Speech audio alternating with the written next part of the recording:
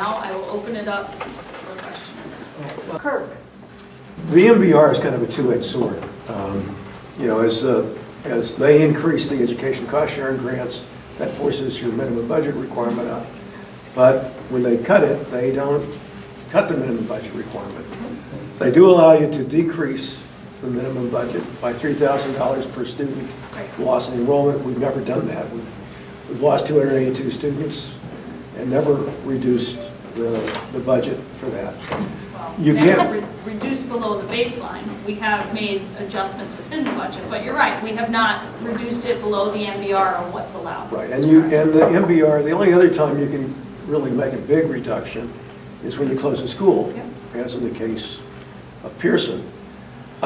So if we don't make a budget cut this year, I don't mean a cut in the increase. I mean an actual cut where we actually said, oh, look, you had a big surplus, we added to it, you've reduced the school. We put it all together and we said, you know, this is a year when we really ought to be decreasing the budget for the first time, perhaps ever. Okay.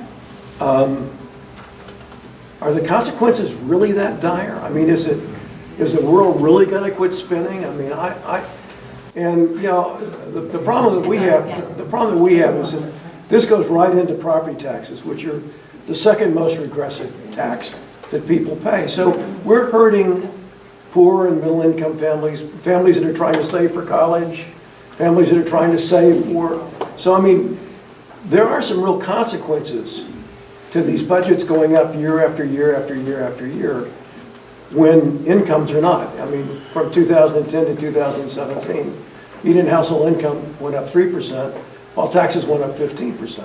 Those are the realities that we as a Board of Finance need to weigh, and to your partnership, we need you to kind of help us do that.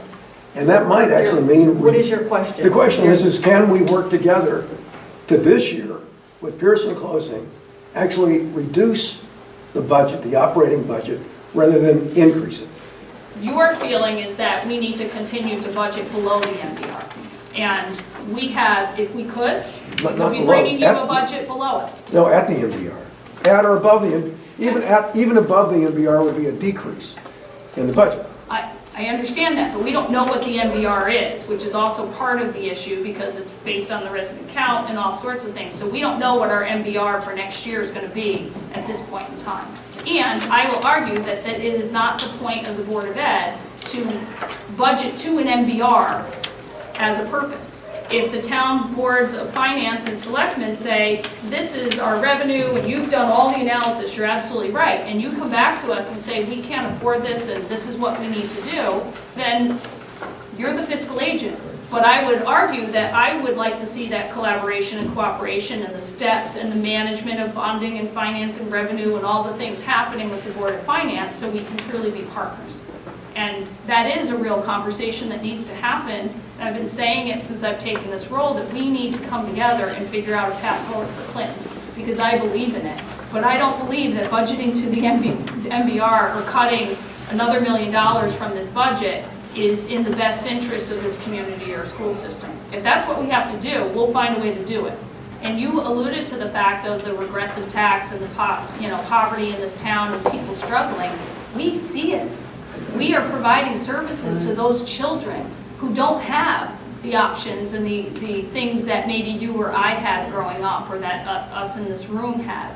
And so we live that day in and day out, our administrators, our teachers, our support staff, and we see the impact of poverty and trauma and drug abuse on kids as they come through the door.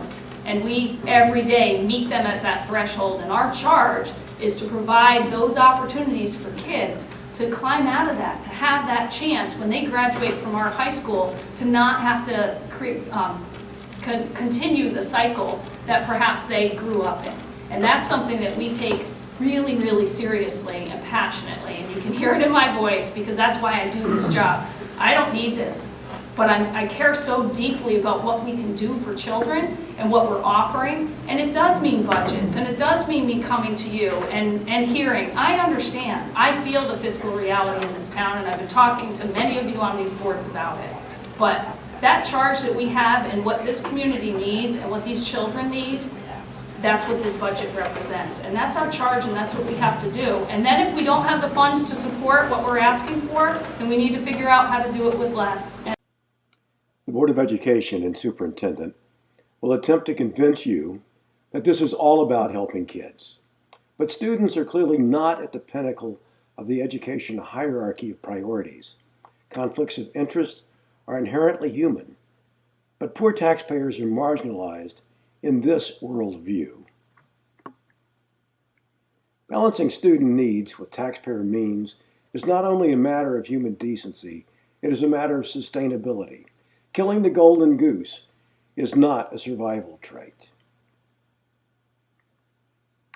The folks who advocate voting no are not trying to steal children's education. They are trying to make taxes more manageable for poor and middle-income families so that they can save for college and retirement, and for seniors who are increasingly having to make painful choices between food, medicine, heat, and property taxes. As enrollment continues to decline, parental sentiments are harder to manipulate, and a more balanced set of human values ascend. The boards of education, selectmen, and finance can no longer ignore declining enrollment, evaporating state aid, closing Pierson, inflating budgets and surpluses, declining and aging population, stagnating household income and commercial development, intensely regressive property taxes, and serial budget referendum failures. Inflating budgets only to have them defeated at referendum is in no one's best interest and must stop now. If the boards of education, selectmen, and finance are not up to the task, the voters clearly are. This video provided as a public service by Kirk Carr, the Kirkster.